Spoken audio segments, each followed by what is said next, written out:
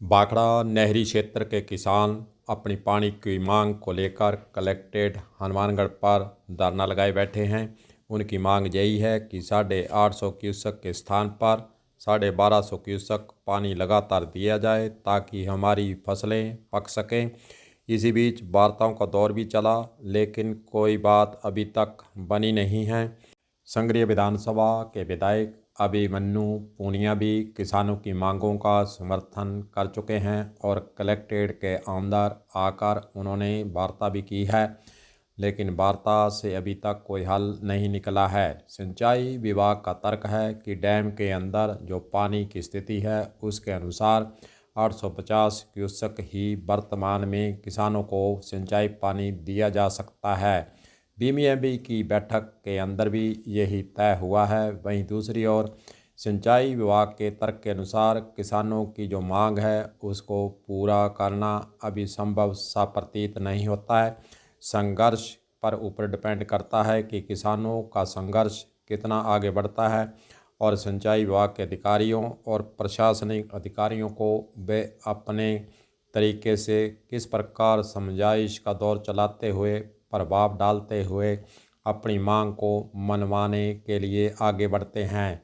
वहीं इसी बीच बलबीर बिश्नोई जो कि बीजेपी के नेता हैं, उनसे यह आज सवाल किया गया कि किसानों के जो मांगे हैं, किसानों को पानी की मांग को लेकर जो धरने चल रहे हैं उस पर उनका क्या कहना है।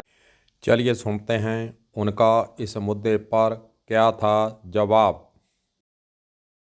आपने सही बात रखी कि जो किसानों की समस्या है, चाहे हम सरकार में रहे चाहे विपक्ष में रहे, किसान हमारे लिए प्रथम है और उसकी समस्याओं का निराकरण करने की हम सब लोगों की जिम्मेवारी है।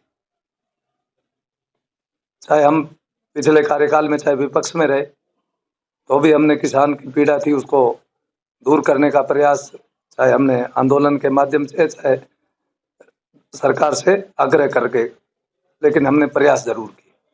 अब हमारी सरकार है तो हम हर बात को, किसान की जो समस्या है, पिछले दिनों हमारे इस कृषि का क्षेत्र है और लोग अंधाधुंध कीटनाशक प्रयोग करते हैं, लेकिन विषय ध्यान में आया कि जब साइंटिस्ट नहीं है तो किसान को सलाह कौन देगा, और दवा विक्रेता उसको बिना जरूरत के दवाएं बेच रहा है और किसान का आर्थिक नुकसान भी हो रहा है और उसकी फसल की उपज का भी फायदा नहीं हो रहा। तो हमने सरकार से आग्रह किया कि यहाँ कृषि कीट वैज्ञानिक हमारे गंगानगर और हनुमानगढ़ में लगाए जाए, जिससे किसानों को उचित राय देकर उचित वो कीटनाशक का प्रयोग करें जिससे उसको फायदा मिले।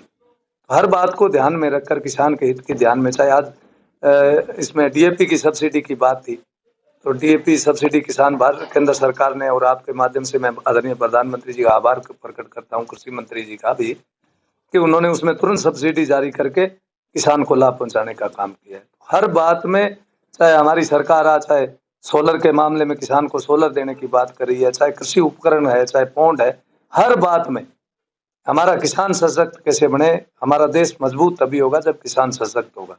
इन सब बातों को लेकर हमारी दोनों सरकारें गंभीर है।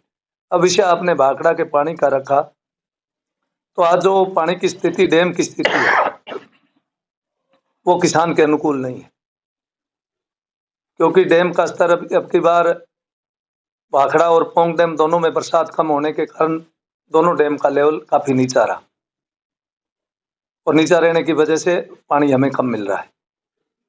तो भाखड़ा के लिए भी मैं कई दिनों से जयपुर ग्रामीण का चुनाव अधिकारी होने के नाते मेरा प्रवास ज्यादातर जयपुर में रहा, तो कल ही मैंने प्रदेश अध्यक्ष जी से ये बात की। तो हर समय किसान के समस्या की चिंता रहती है। किन्नू की जो ट्रेन चल रही, एक बार बीच में चली, अब 2 बार से सीजन में बंद हो गई। उस विषय को लेकर भी कल कुछ कार्यकर्ताओं ने माननीय प्रदेश अध्यक्ष से वार्ता की भी, ये किन्नू की ट्रेन चलनी चाहिए जिससे किसानों को अच्छे भाव मिले किन्नू के। तो हर बात में चिंता रहती है, तो उस बात में भी हमने आग्रह किया। तो अभी बीबीएमबी में प्रयास सरकार कर रही है कि पानी भाखड़ा के किसानों को कम से कम 1250 पानी मिले 2 महीने, जिससे उनकी फसल का पकाव हो।